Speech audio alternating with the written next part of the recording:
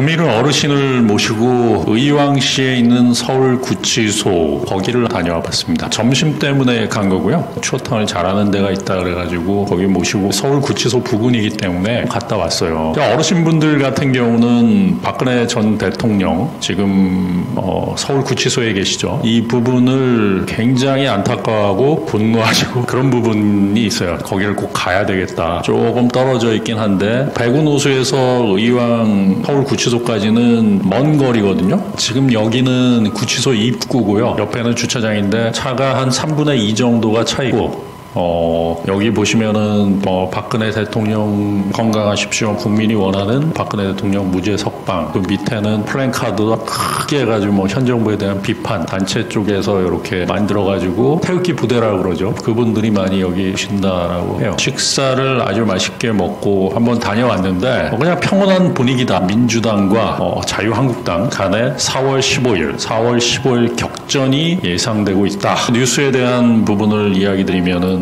코로나 바이러스 계속 많이 나오죠. 롯데백화점 본점이 폐쇄되었다라는 것, 셧다운 공포가 진행되고 있다. 계속 바닥을 치고 있다. 내수 쪽에서는 바닥을 치고 있다. 장기적으로 지속된다라고 하면 안 좋죠. 마포의 이마트도 폐쇄가 됐죠. 현대차 가동 중단해서 중국 산동성 소재 부기 가동 승인, LG전자 매각하고 한진칼, 그다음에 라임 사태, 유럽 같은 경우가 약보합 목점 한 5% 정도 빠졌다. 독일, 영국, 프랑스 공히 약보합이었다. 코로나 바이러스 관련 뉴스가 나오고 있어요. 계속 나오고 있고 또 미국 같은 경우도 0.5% 정도 빠졌다. 가지고 있는 종목 한 80% 정도를 이익 실현을 했어요. 그러니까 보유 물량의 80% 정도를 이익 실현을 해서 이 물량을 좀 많이 줄였어요. 이상 올라가지 않고 주춤하는 부분들이 있고 여기서 슈팅이 한 번씩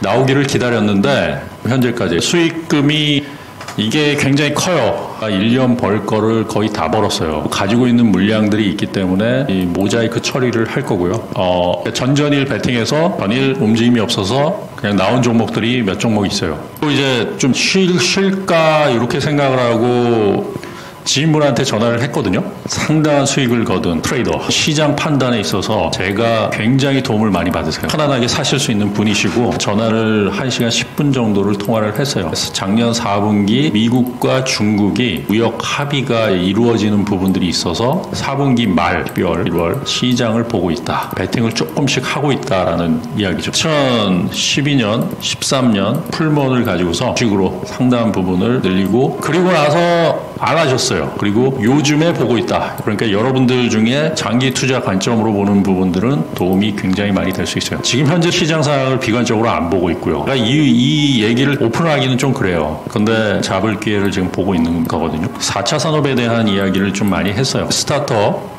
대한 이야기를 많이 했는데 상장 기업 중에서의 그 수익적인 부분들은 그다지 의문을 표하는 부분들이 있고요. 그러니까 4차 산업이라는 부분들 이게 버블이 나온다라고 하면 4차 산업 AI라든지 블록체인, 인공지능에서 자율주행 그러면 정부가 할 수 있는 부분들은 뭐냐? 정부는 어떻게든 경제를 살려야 돼요. 돈 푸는 부분들이 많이 있어요. 2000년도 김대중 정부 무엇을 했습니까? 상장의 문호를 굉장히 낮췄어요. 책상 4개, 5개 있어도 상장할 수 있게끔 상장의 문호를 낮췄다. 앞으로 기술 특례 상장들이 많아질 수 있다. 거래세 같은 경우도 지금 0.25%까지 낮췄죠. 제가 예전에 스타트업 해가지고 유니콘 기업들 이거 얘기 굉장히 많이 했어요. 여러분들 찾아보면 10개 이상 무신사도 있고 굉장히 많이 있어요. 이 유니콘 기업들이 국내 상장이 된다. 그러면은 굉장한 버블이 그런 쪽에서 나타날 수 있지 않을까. 2020년도 올해 팅이 들어가야 되지 않나. 4차 산업들, 첨단 산업.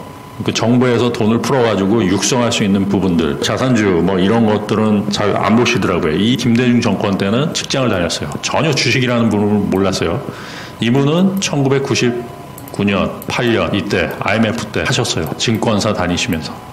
경력은 저보다 10년 정도가 더 많아요. 그 김대중 정권 때 경제 풀려고 하는 부분들을 눈앞에서 보고 엄청난 기회를 가졌는데 이제 풀무원에 베팅을 해서 2015년도 뭐 16년도 엄청나게 버셨죠. 평생을 먹고 살 정도로 하신 분이신데 뭐 좋은 얘기를 많이 하세요. 오늘 좀 풀어야 되긴 하는데 그러니까 정부 정책을 풀어야 되는데 거기서 혜택을 받을 수 있는 거는 4차 산업들, 스타트업 기업들, 벤처죠. 벤처 기업들. 이러한 부분에서 버블이 나올 수 있다 이야기를 하죠. 20년 전 그 경제팀이 지금 보고 있는 부분들이고요. 신라젠 사태가 굉장히 문제가 되고 있어요. 신라젠 쪽 얘기를 드리면 밸류 인베스트먼트 코리아라고 해서 뭐 이철이라는 인물이 나오죠. 구속돼가지고 뭐 징역 살고 있고 윤석열 검찰총장이 검찰 인력을 증강하고 있고 여기에 대한 비리들 그리고 유시민 의원도 개입되어 있을 수 있는 의혹이 전체적인 부분에서 관련된 부분이 신라젠이다, 총체적 문제다라고 이야기를 많이 하죠. 이거 제대로 한번 파면은 엄청나게 걸리겠다. 세금을 납부하기 위해서 10만 원대에서 팔았다라고 하는데 다 나오는 부분들이죠. 이거 파면 왜 문제가 되냐면 돈이란 거는 증거가 남습니다. 돈은 누군가는 수익을 냈죠. 누군가는 손실이 나요. 아무리 좋은 기업들이 여기 있지 않고서는 손실자들이 바글바글 하죠. 이것도 제로섬. 누군가는 수익을 냈지만 많은 시민들은 피해를 봤다. 그러면 그 피해자들이 국민이다, 시민이다, 주식시장의 개미 투자자다. 10,000원짜리 상장해가지고 15만원 찍고 10만원대 계속 머물렀었다. 그때 이제 이거를 파질 못하게 할 거예요. 제가 보기엔 추미애 장관이 이 부분을 건드린다라고 하면 정치적인 부분들이 굉장히 작용을 하고 그 국민의 눈을 돌려야 돼요. 신라젠 비리가 많을 수 있다. 이거 뭐 파면은 그 안에 피눈물 흘린 부분들 와요. 분노한 사람들이 굉장히 많아요. 주식시장 활성화, 주식 활성화 해가지고 여기다가 막 규제 풀고 그러니까 상장을 막 시켜버리고 과거 2000년도, 1999년도 뭡니까? 새로운 기술, 뭐 사이버텍 홀딩스, 골드뱅크 이런 것들 있지 않습니까? 100배씩 막 한 종목들 그런 걸 만들면 돼요. 문제는 뭐냐면 이걸 연장을 시켜야 돼요. 올해 2020년, 2021년 시민들이 부동산에 있는 돈을 이쪽으로 막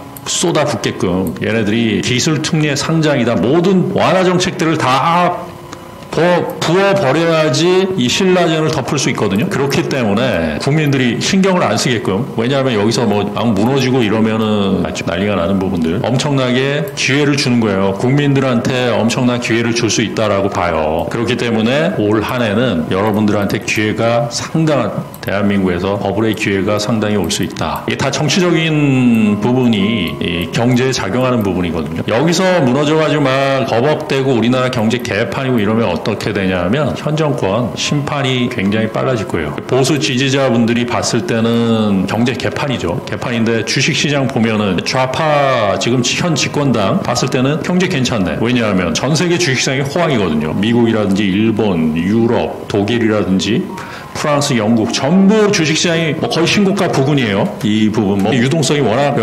많이 풀려가지고 돈이 많이 풀려가지고 그럴 수밖에 없는 부분들이고 그런데 보수분들이 봤을 때는 힘들죠. 그리고 화폐 가치가 하락하고 최저임금이 오르고 하니까 돈 가지고 있는 사람들이 힘든 거예요. 엄청 힘든 거예요. 외식하면은 뭐 기본적으로 뭐 9,000원, 10,000원 물가가 엄청나게 올랐죠.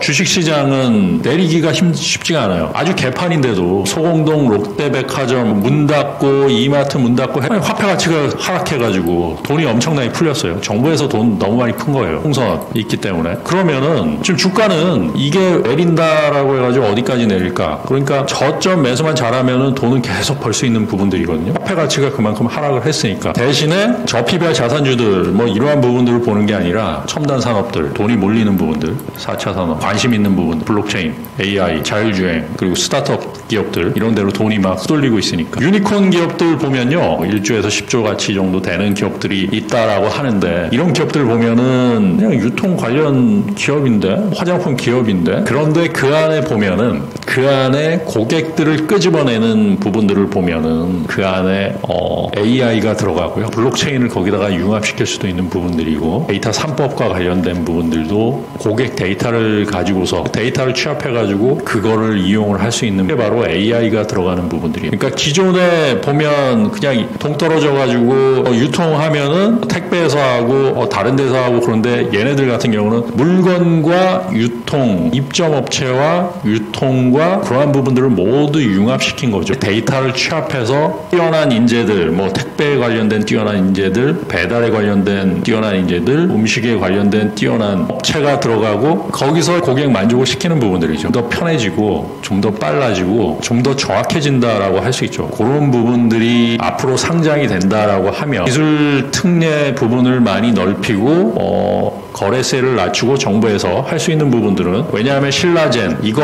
이슈가 계속 나온다라고 하면 정부 아마 무너질 수도 있어요. 그만큼 위험한 부분인데 그거를 돌파하기 위해서 얘네들이 시민들의 눈을 다른 쪽으로 하기 위해서 주식시장 정책들을 굉장히 활성화하고 라임 자산운용, 알펜루트 자산운용 고객들 막 엄청나게 손실나고 그런 부분들 다 개선시켜가지고 버블이 한번 나올 수 있어요. 올해 2020년.